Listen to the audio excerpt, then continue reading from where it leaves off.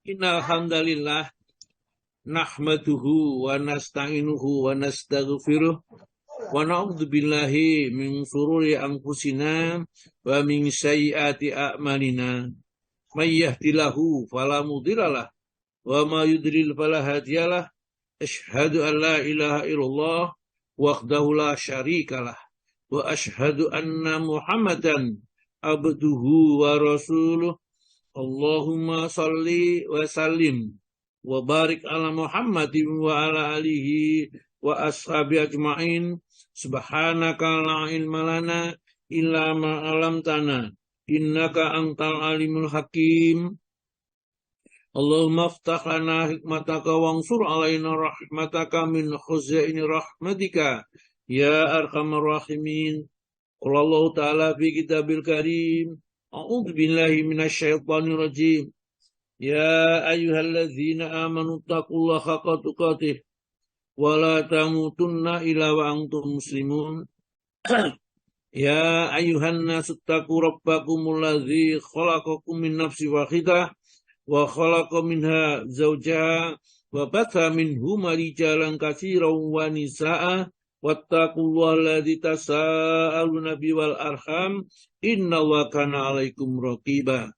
Ya ayyuhalladzina amanu taqullaha wa qulu qawlan sadida yuslih lakum a'malakum wa yaghfir lakum dzunubakum wa may yuti'illaha wa rasulahu faqad faza fawzan 'azima.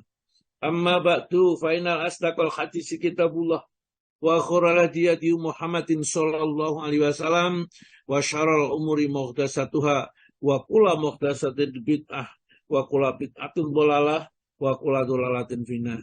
Bapak dan Ibu sekalian, jamaah kajian online Asyifa yang dirahmati oleh Allah, alhamdulillah kita ngaji lagi, masih kita akan membahas tentang fikih sunnah jilid 4, ya siapkan aja. Sekali lagi saya berharap bahwa seluruh jamaah ini punya kitab fikih sunnah Sahih Sabik ini jilid 1 sampai jilid 4 paling tidaknya, ya. Jilid 1 sampai jilid 4, kalau yang pakai tebel-tebel itu ya itu buku satu saja, yaitu buku satu ini, tapi nggak boleh beli satu saja, belinya satu set itu. Beli satu-satu harganya paling sekitar 50 ribuan satu buku ini, ya. Kita punya 1, 2, 3, 4 ya. Satu saja kita punya, 2 sudah punya. Nanti kalau kita masuk 3 ya 3. Karena tentunya supaya kita tidak bosen, kadang-kadang materinya saya loncati begitu, karena masing-masing berdiri sendiri. Baiklah, hari ini kita tetap jenazah, bagaimana kita mensolati, bagaimana jamaahnya, kemudian di mana letak dan seterusnya, yang dulu belum diterangkan. Dan nanti karena ini masalahnya praktik keseharian, silakan nanti kalau ada masalah-masalah yang ganjel gitu ditanyakan aja. Ya, tidak usah kita ragu-ragu.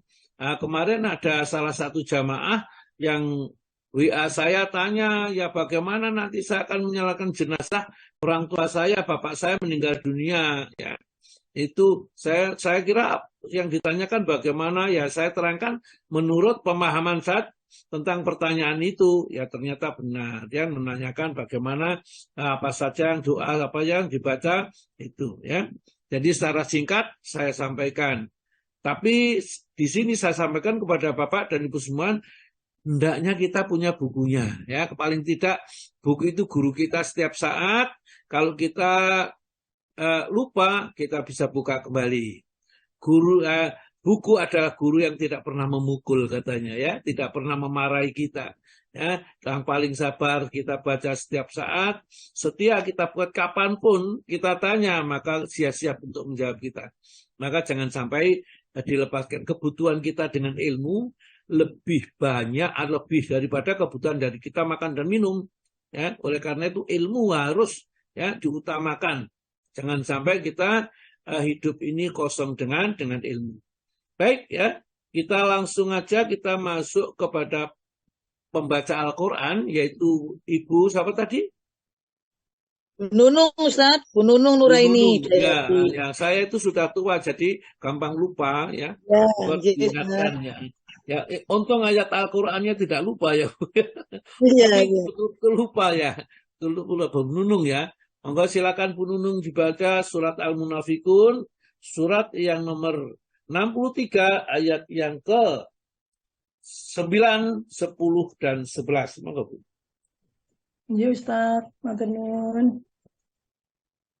Assalamualaikum warahmatullahi wabarakatuh. Waalaikumsalam Waalaikumsalam. warahmatullahi wabarakatuh.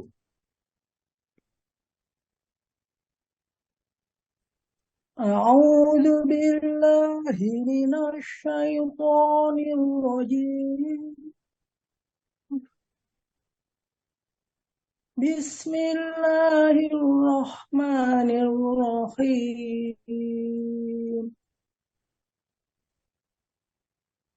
يا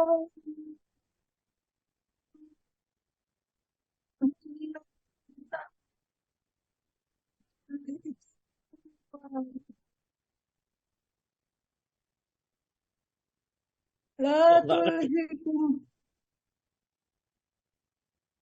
Putus-putus Bu Nunung. Enggak kedengaran, bukan putus-putus, enggak kedengaran. Saya ulang Ustaz, matur nuwun. Nggih. يا أيها الذين آمنوا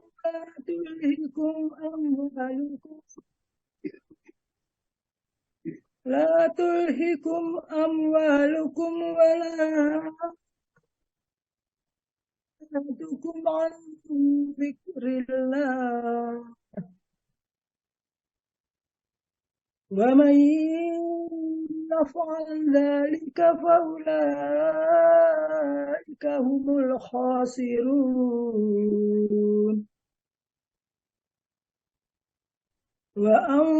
وأنفقوا مما رزقناكم من قبل أن يأتي أحدكم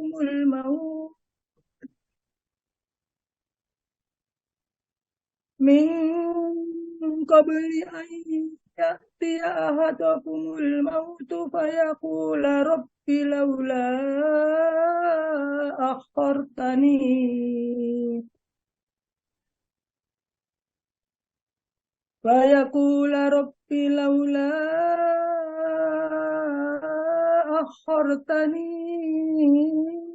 إلى أجل قريب فأصدق وأكن من الصالحين ولن يؤخر الله نفسا إذا جاء أجلها والله خبير بما تعملون. Terjemahan surat Al-Munafikun ayat 9 sampai dengan 11. Aku berlindung kepada Allah dari godaan setan yang terkutuk dengan menyebut nama Allah yang Maha Pengasih lagi Maha Penyayang. Wahai orang-orang yang beriman, janganlah harta bendamu dan anak-anakmu melalaikan kamu dari mengingat Allah. Dan barang siapa berbuat demikian, maka mereka itulah orang-orang yang rugi. Dan infakkanlah sebagian dari apa yang telah kami berikan kepadamu sebelum kematian datang kepada salah seorang di antara kamu. Lalu dia berkata menyesali, "Ya Tuhanku, sekiranya Engkau berkenan menunda kematianku sedikit waktu lagi, maka aku dapat bersedekah dan aku akan termasuk orang-orang yang saleh." Dan Allah tidak akan menunda kematian seorang apabila waktu kematiannya telah datang. Dan Allah Maha teliti terhadap apa yang kamu kerjakan. Shadaqallahul azim. Maha benar Allah dengan segala firman-Nya. Wassalamualaikum warahmatullahi wabarakatuh. Waalaikumsalam. Waalaikumsalam warahmatullahi wabarakatuh. Alhamdulillah, terima kasih lah Bu Nunung. Yang mudah-mudahan ya dengan berani membaca ini menjadi lebih baik dan lebih baik ya. Kemudian sudah akhirnya tidak tanggung lagi dengan Al-Quran ini. Ya. Karena kita semua adalah belajar. Ya, kita ingat sebelum kenal dengan Asyifa dulu malah barangkali ada yang belum bisa baca apa-apa. Ya, belum bisa hurufnya, belum bisa. Sekarang sudah bisa, saya lihat sudah bisa. Meskipun masih terbata-bata, tapi bacaannya sudah lumayan sesuai dengan kaidah tajwid sudah ya. Karena untuk lancar itu butuh latihan saja. Orang pemain bulu tangkis itu kalau sudah bisa memukul untuk bisa terampil itu tentunya butuh latihan saja. Baiklah. Mudah-mudahan kita tidak putus asa untuk terus belajar di Asyifa ini. Kita sulit menemukan grup yang ngajak ngaji. Kalau ngajak ngobrol, ngajak ke sana kemari, banyak, apalagi ngajak hibah, itu banyak sekali. Di sini kita diajak ngaji, diajak berbuat baik, ya diingatkan tentang kekurangan kita, dan diingatkan tentang apa yang harus kita lakukan menjelang Allah memanggil kepada kita. Ya. Sehingga bagi mereka yang lupa, akan menjadi ingat tentunya ya. Itulah. Baik, ini ada satu peringatan juga dari Allah Subhanahu wa taala bagi orang yang beriman. Peringatan itu khusus benar karena orang-orang beriman itu tadi sudah jelaskan Allah sengaja menyediakan akhirat bagi hamba-hambanya yang mukmin karena Allah tidak suka untuk memberikan sesuatu itu yang akhirnya ditinggalkan artinya di dunia. Dan memang kalau Allah memberikan pahalanya orang mukmin itu dunia ini tidak akan bisa memuat atau gak cukup untuk pahalanya orang mukmin karena saking besarnya kasih sayang Allah yang diberikan oleh Allah kepada orang mukmin ini. Orang-orang kafir itu kalau mau daftar kafir surat Az-Zukhruf itu dibuatkan loteng-loteng dari perak, bahkan tempat menaiknya juga seperti itu dari emas, macam-macam lah. Pokoknya kekayaan akan diberikan semua kalau mau daftar jadi orang kafir. Tapi kebijaksanaan Allah tidak seperti itu. Ada orang kafir yang kaya, ada orang kafir yang miskin, ada orang mukmin kaya dan orang mukmin miskin. Masalah rezeki itu bukan karena ketaatannya kepada Allah memberikan, tapi memang Allah mengendaki seperti itu. Ya ayyuhalladzina amanu, wahai orang yang beriman, yang mengaku beriman. Jadi saya ngaji kepada Ustaz saya dulu mengatakan kalimat itu, wahai orang-orang yang mengaku beriman. Kenapa diterjemahkan mengaku beriman? Karena Allah belum tentu mengakui iman kita. Ya ayyuhalladzina amanu, wahai orang-orang yang mengaku beriman. La tulhikum, jangan sampai melalaikan kalian. Apa yang menyebabkan melalaikan? Amwalukum wala auladukum. Satu, harta kalian, yang dua, anak-anak kalian, angdzikrillah, dari ingat kepada Allah, dari menjalankan perintah Allah, dari taat kepada Allah. Zikir kepada Allah itu bisa juga diartikan sholat, bisa diartikan baca Quran, bisa diartikan yang lain. Pokok intinya jangan sampai karena sibuknya mencari harta, kita menjadi lupa bahwa kita yang butuhkan sebenarnya Allah, bukan yang lain. Maka di dalam kitab nanti ayatnya hikmat yang 50 itu sungguh mengherankan orang itu. Orang itu lari dari apa yang dibutuhkan dan segera mencari apa yang segera ditinggalkan. Apa yang dibutuhkan? Seperti sekarang ini, kita butuh hidayah, butuh ilmu, butuh rahmat dari Allah. Dan sudah disiapkan di tempat ini, semua akan diberikan oleh Allah kalau kita mau berada di dalamnya. Namun kita justru pergi mencari yang segera ditinggalkan. Apa? Harta kekayaan dunia ini. Ya, ini. Jadi mengherankan manusia itu, dia butuh selamat. Tapi tatkala diterangkan, diajak kepada pokok-pokok yang menyebabkan keselamatan kita nanti di akhirat ditinggalkan. Ya, tidak mau mengikutinya. Allah Ta'ala menjelaskan masaluhum perumpamaan mereka itu kama salilatis taukadanaron, seperti orang yang menyalakan api. Falama kalau tatkala api itu sudah menyala dan menerangi sekitarnya, Dzahaballahu binurihim, Allah padamkan nyala api itu karena mereka setelah kenal syariat, setelah kenal agama, tidak mau menjalankan perintah agama, justru sebaliknya, maka dihilangkan sekali hidayah yang sudah masuk ke dalam dadanya. Ya, kita itu seakan-akan sebenarnya sudah dibukakan pintu-pintu kebaikan, pintu hidayah. Ya, ibarat pintu sudah dibuka, kita tinggal masuk. Tapi kita ragu-ragu masuk Islam. Ya, pintu Islam sudah dibuka, kita ragu-ragu. Akhirnya sampai mati pun kita dalam keadaan ragu-ragu. Akhirnya menyesal, seperti disebutkan di dalam ayat ini. Ya, kita lanjutkan ini. Wa may yaf'al dzalika, barang siapa yang berbuat seperti itu, harta dan anaknya itu menghalangi ya dzikir kepada Allah, ya. Wa may yaf'al dzalika fa ulaika, maka mereka itulah humul khosirun, nanti orang-orang yang akan rugi di akhirat.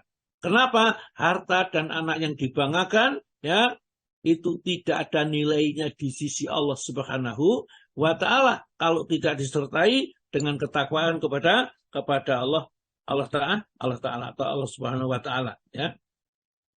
Wa may yaf'al dzalika fa ulaika humul khosirun, mereka itu akan menjadi orang yang rugi, ya. Karena hartanya hanya untuk senang-senang saja, ya. Anak-anaknya itu untuk bangga-banggaan dirinya. Anakku sukses sekolah di luar negeri, sudah doktor dan macam-macam. Ya sama sekali anaknya tidak ngerti agama, nggak masalah. Sing penting nanti uangnya banyak, hasilnya banyak. Itu akan menyesal nanti kata Allah Ta'ala, ya.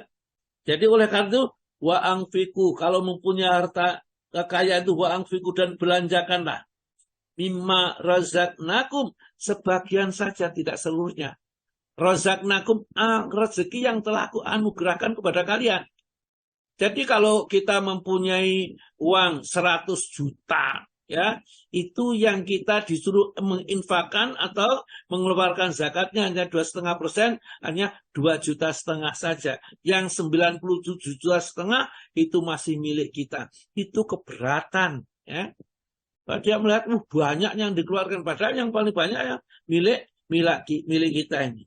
Allah Ta'ala mengingatkan kepada kita, wa anfiku mimma, ya, min itu dari ma, apa-apa yang ada rezeki, maksudnya di situ razaqnakum, kami rezekikan kepada kalian, min qabli ayatiya ahadakumul maut, sebelum datangnya kematian, sebelum malaikat Israel itu menyambut kita, ya.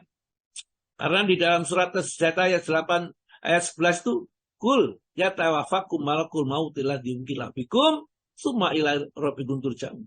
Katakanlah, nanti pada masanya akan datang malakul maut menjemput, ya, kita untuk diajak kembali kepada Allah Subhanahu wa Ta'ala, ya.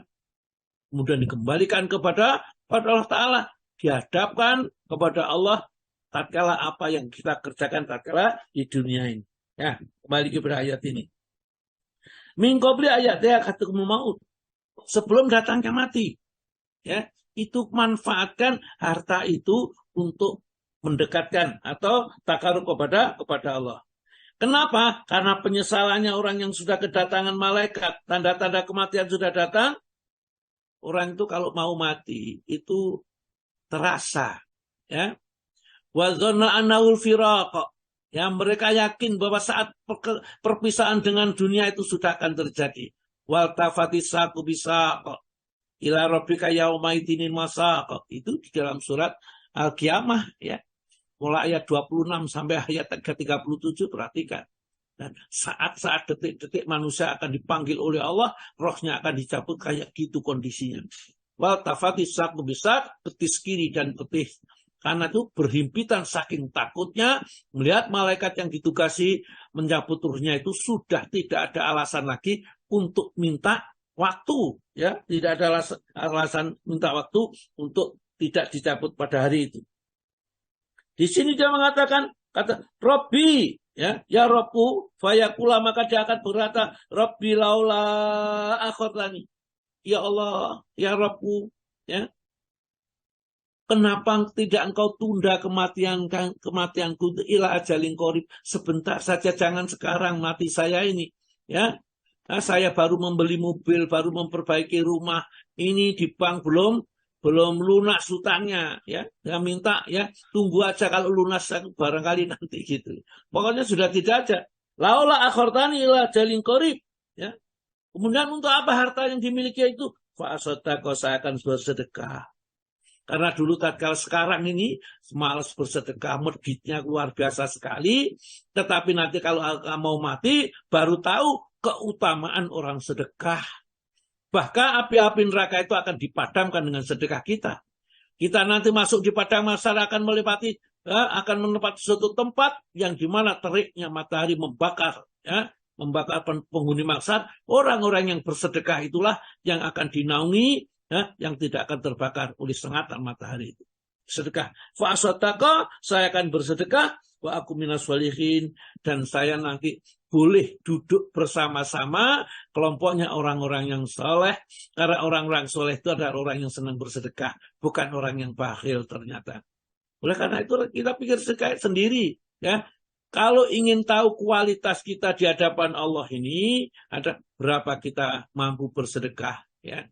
Kalau sholat malam, gampang, nggak mengeluarkan apa-apa, itu ringan. Tapi kalau sedekah, bayangkan saya misalnya menunggu pensiun itu 1 bulan, dan berapa pensiunnya itu nggak sampai 3 juta untuk kebutuhan 1 bulan, makan minum untuk macam-macam itu, ya. Ngepres sekali kok dikasihkan sama orang sebagian, apa nggak berat rasanya seperti itu. Maka dari itu kalau itu mereka bisa melepaskan dari jeratan-jeratan dunia, baru wa aku minas sholihin, karena dia akan masuk golongan orang-orang yang soleh. Tapi apa jawabannya Allah? Wala yuakhirullahu nafsan. Dan Allah tidak akan menunda kematian seorang. Dan Allah sekali-kali tidak akan menunda kematian seseorang itu idza jaa ajaluha, kalau ajalnya sudah datang. Kalau malaikat sudah datang di sana, ya, maka tidak ada lagi minta izin untuk ditunda, ya. Hendaknya kita seperti yang disebutkan di surat, ya, surat nomor 89, ya, surat Al-Fajr ayat 27 ke bawah ini orang yang mati sebenarnya begitu.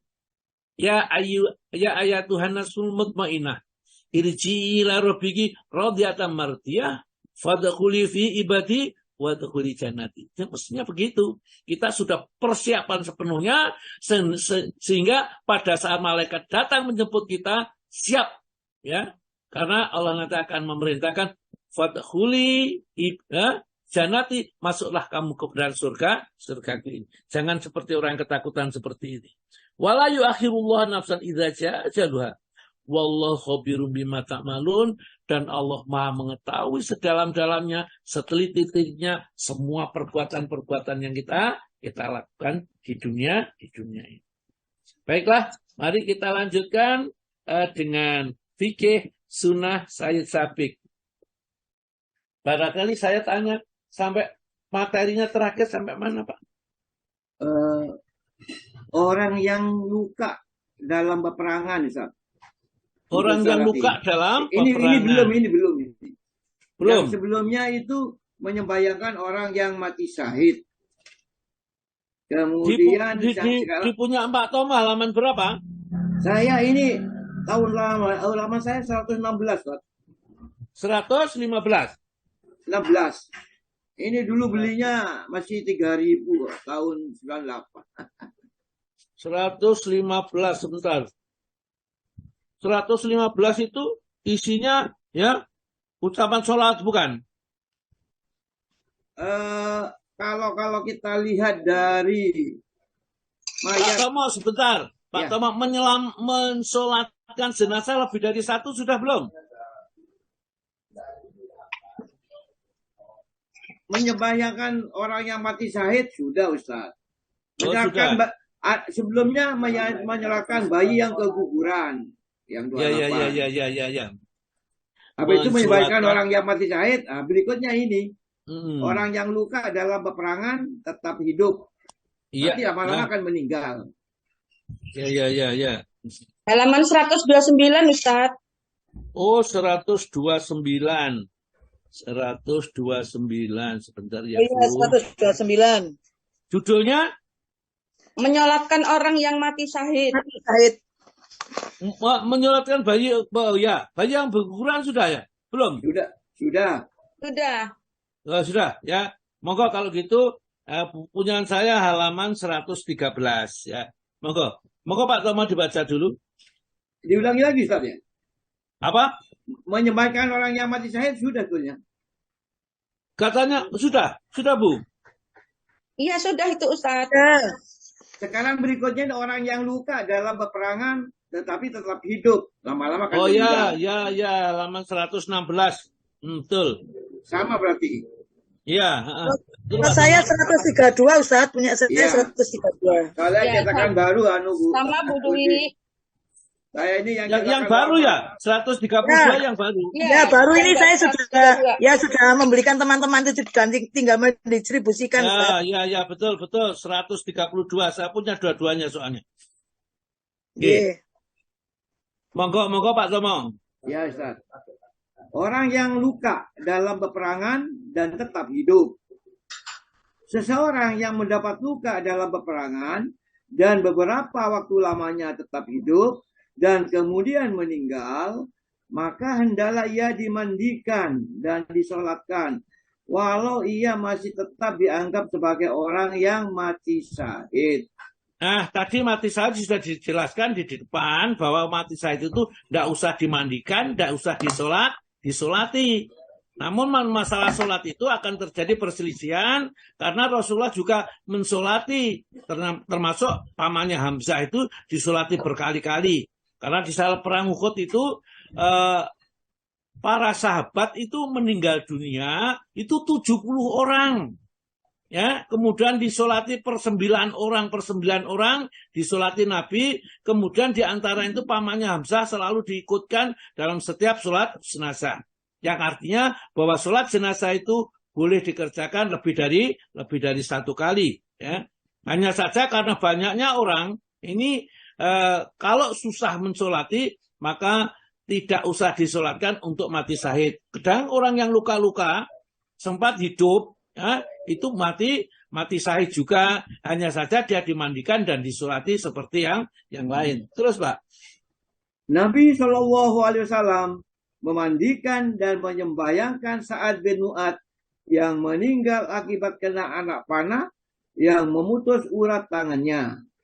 Setelah kena itu, Sa'ad tinggal di masjid dan tinggal di sana selama beberapa hari. Kemudian lukanya terbuka dan ia pun syahid. Semoga Allah memberinya rahmat. Jadi Sa'ad bin Mu'adz itu terkenal sahabat-sahabat yang luar biasa sekali pembelaannya kepada Nabi. Ya, suatu saat dia terluka parah, ya. Karena terluka parah dan tidak sampai mati, akhirnya dibawa ke masjid. Setelah dibawa ke masjid, darahnya banyak keluar. Ya. Beberapa hari kemudian dia meninggal dunia. Dan pada saat itu Sa'ad bin Mu'adz itu tetap dimandikan dan tetap dikafani, kemudian disolati meskipun dia tetap dianggap mati syahid. Jadi syahid yang seperti itu ya tetap disolati. Terus Pak, seandainya hidupnya itu hanya sebentar waktu, misalnya ia masih sempat berbicara atau minum, kemudian meninggal, maka tidak dimandikan dan tidak disolatkan. Terus berkata para pengebuku Al-Mughni, seseorang laki-laki mencitrakan pengalamannya. Waktu menaklukkan Syria, katanya, saya membawa air dan dengan maksud hendak memberi minum kepada sepupuku. Seandainya ia masih bernyawa. Akhirnya saya jumpai Haris bin Hisham. Kemudian maka saya pun mendekatinya untuk memberinya minum. Rupanya ada orang laki-laki yang memandang kepadanya sehingga Haris pun memberi isyarat kepadaku agar memberi orang itu minum lebih dulu. Ketika saya pergi mendapatkannya, tiba-tiba ada pula orang lain yang memandang kepada orang ini sehingga ia pun memberi isyarat kepadaku agar memberinya minum lebih dahulu. Kesudahannya mereka itu meninggal. Dan tak seorang pun di antara mereka itu yang dimandikan dan disolatkan. Padahal mereka meninggal itu adalah setelah usianya, maksudnya setelah usainya peperangan. Ya, jadi kalau yang diambil dari segi fikihnya, bahwa orang yang masih hidup setelah selesai peperangan dalam keadaan luka parah, kemudian dia akhirnya matinya tidak sedang dibunuh oleh orang kafir, maka tetap hukumnya syahid, dan mereka akhirnya dia masih tidak meninggal di sini. Ini ceritanya adalah seorang itu mencari sepupunya yang perang. Nah, ternyata dia di Syria itu perang dalam kondisi yang sudah sakit parah sekali. Dia kena luka-luka, ya, di suasana panas dan haus sekali. Itu dia membawa minuman untuk diminumkan sepupunya ini. Tiba-tiba setelah dia mau diberi minum karena ketemu dalam kondisi sudah kehausan sekali, mau diberi minum, tiba-tiba ada sebelahnya yang juga kehausan luar biasa, ya, kelihatan melihat orang mau diberi minum itu rasanya kok kepengen diberi minum dia. Akhirnya si penaknya tersebut minta supaya jangan, orang itu dulu kan dikasih minum saja, ya. Begitu mau diminumkan orang sebelahnya yang dilihat oleh sepupunya tadi, orang itu juga orang lain melihatnya kepengen minuman itu. Orang itu minta supaya diminumkan orang yang lain yang mau diminumi lagi. Sampai terus beberapa orang, sampai entah 7 atau 5 orang. Kemudian akhirnya orang yang ditujunya itu akhirnya meninggal dunia.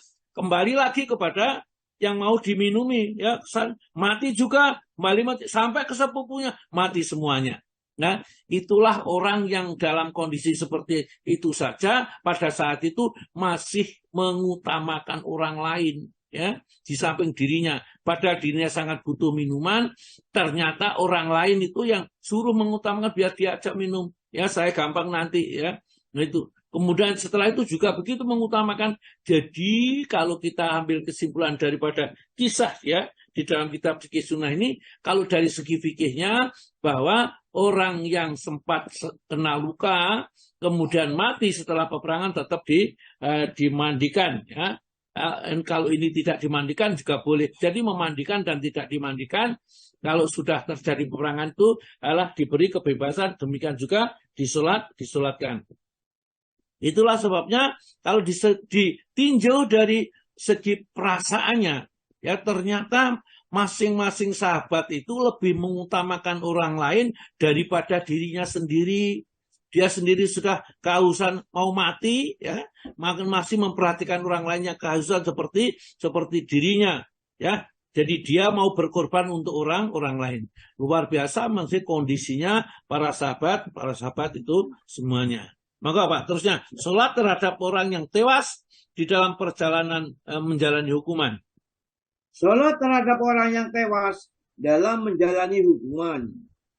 Barang siapa yang tewas sewaktu menjalani hukuman, hendaklah dimandikan dan disolatkan. Berdasarkan hadis yang diriwayatkan oleh Imam Bukhari dari Jabir, yang artinya ada seorang laki-laki dari Aslam datang menemui Nabi SAW dan mengaku telah berzina. Nabi pun berpaling dari orang itu hingga ia mengakui perbuatannya sebanyak 4 kali. Lalu ditanyakan oleh Nabi, apakah Anda ditimpa sakit ingatan? Tidak, ujarnya. Apakah Anda sudah kawin? Tanya Nabi pula. Sudah, ujarnya. Maka Nabi pun menyuruh agar orang itu dihukum. Maka ia pun dirajam dalam lapangan terbuka tempat sholat Id. Dan ketika badannya telah luka-luka oleh batu, ia pun lari, tetapi dikejar dan dirajam lagi sampai mati. Nabi SAW kemudian mengucapkan kata-kata yang baik terhadap orang itu dan menyolatkannya. Terus berkata Imam Ahmad, setahu kita Nabi SAW tidak pernah tidak menyolatkan seorang pun kecuali terhadap orang yang menggelapkan harta rampasan dan yang bunuh diri. Nah, ini dari segi fikihnya, dari segi fikih itu bahwa orang meskipun berbuat maksiat yang besar dosanya, kalau mati tetap disolati. Itu dari segi fikihnya. Kemudian dari segi akhlaknya ya, atau dari sisi lain yang fikihnya, orang yang berbuat dosa itu jangan minta dihukum di dunia.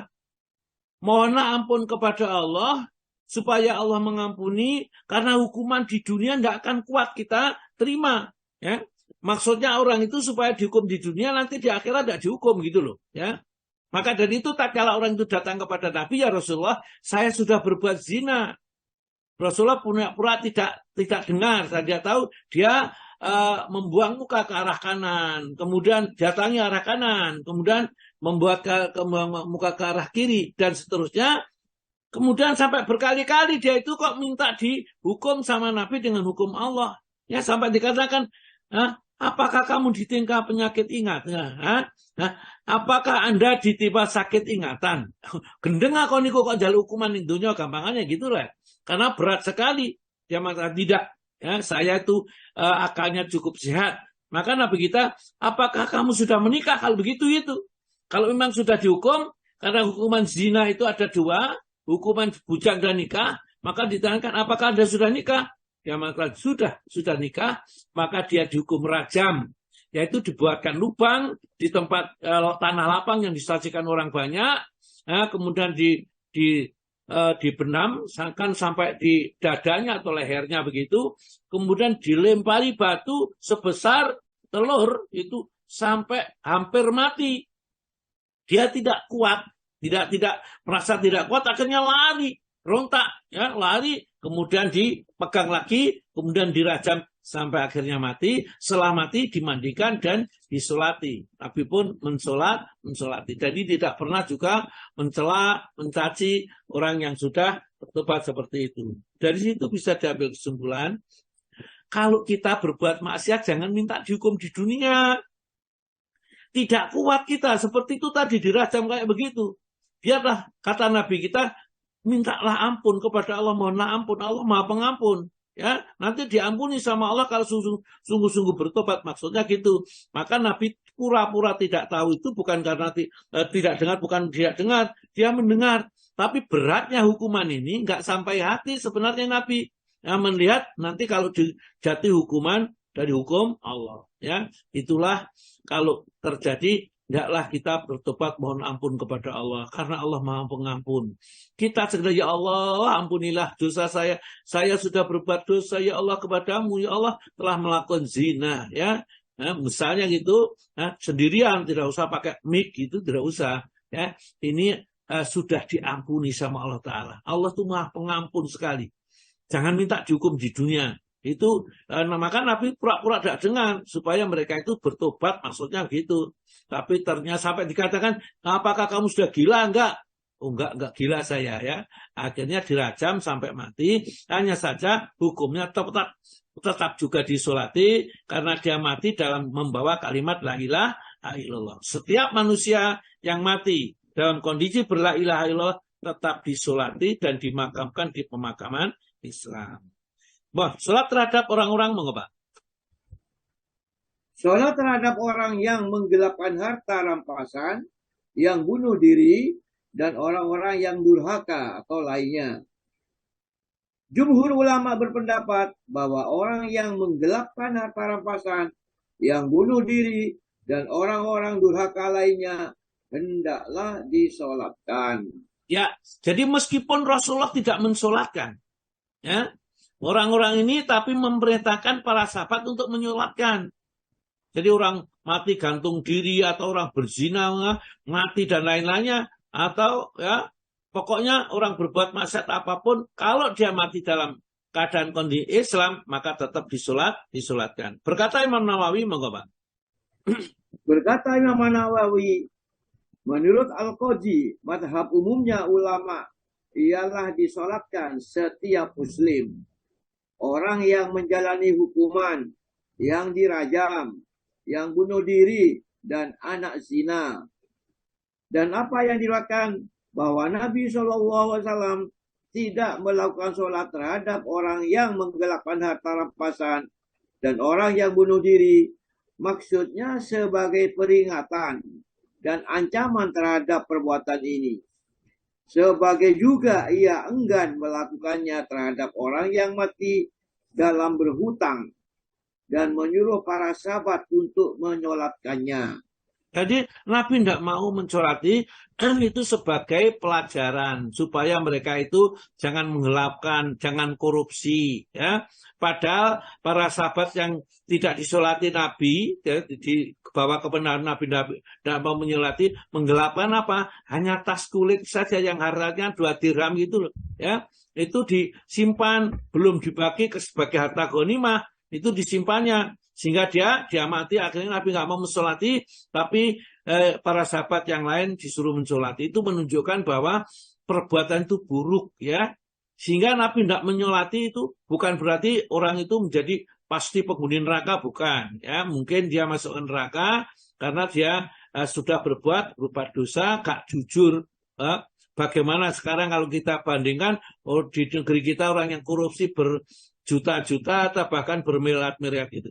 Itu tas satu yang harganya 2 dirham, ya, 2 dirham barangkali 20.000 lah, ya, mungkin diuangkan itu harganya tas itu saja Nabi sudah tidak mau mensolati.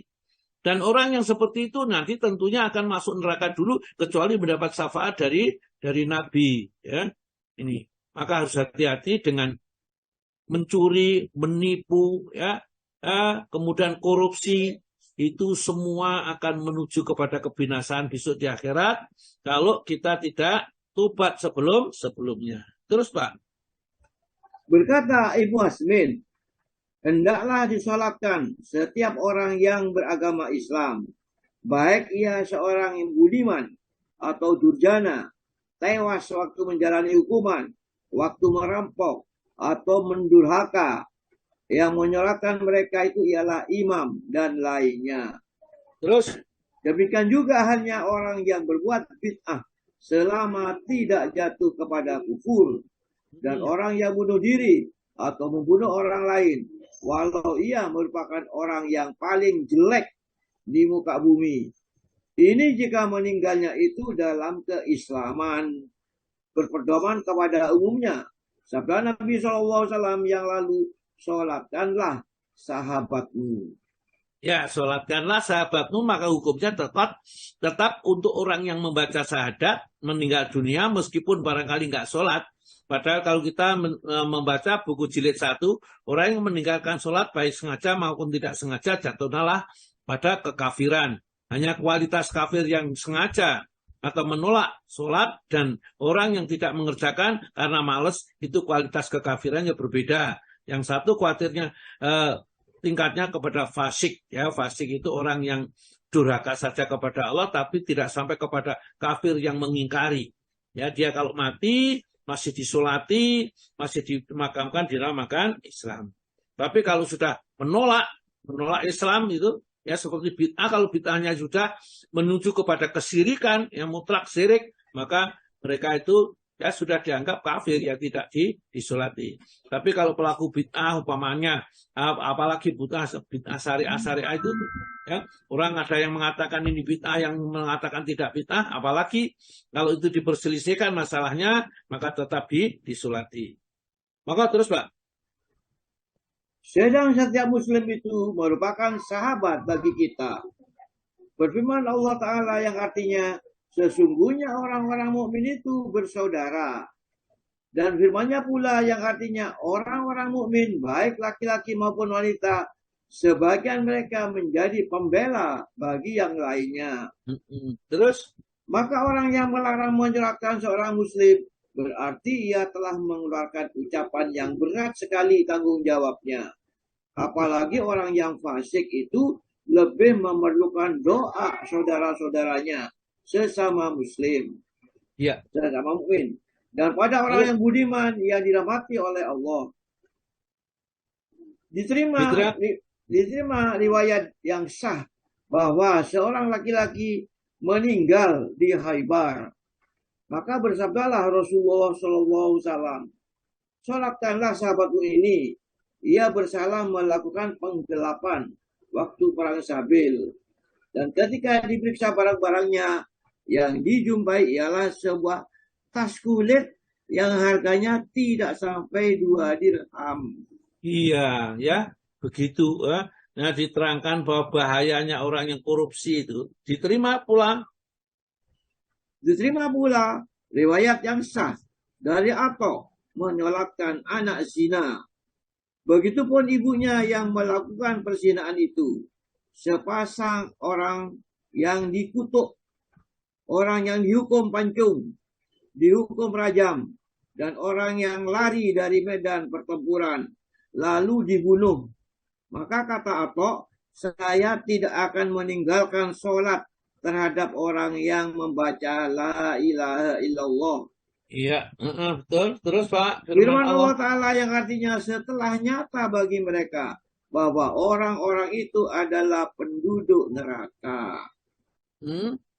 Diterima lagi berita yang sah bahwa Ibrahim Nakhai mengatakan bahwa mereka tidak meninggalkan sholat terhadap seorang pun dari ahli kiblat, juga terhadap orang yang bunuh diri sekalipun. Katanya pula orang yang dirajam pun hendaklah juga disolatkan. Ya, jadi intinya bahwa setiap orang yang meninggal dunia, kalau di dalam dirinya masih ada kalimat la ilaha illallah, maka tetap tugas kita mensolati. Jadi mensolatkan itu bukan kepentingan mayatnya, kepentingan kita sendiri. Terus Pak, diriwayatkan? Diriwayatkan pula dari Ibnu Sirin, katanya, tak seorang pun yang saya jumpai merasa dirinya berdosa bila melakukan sholat terhadap orang-orang yang ahli kiblat. Dan Abu Ghalib pernah bertanya kepada Abu Umamah Al-Bahili, apakah seorang peminum tua disolatkan? Maka ujarnya memang.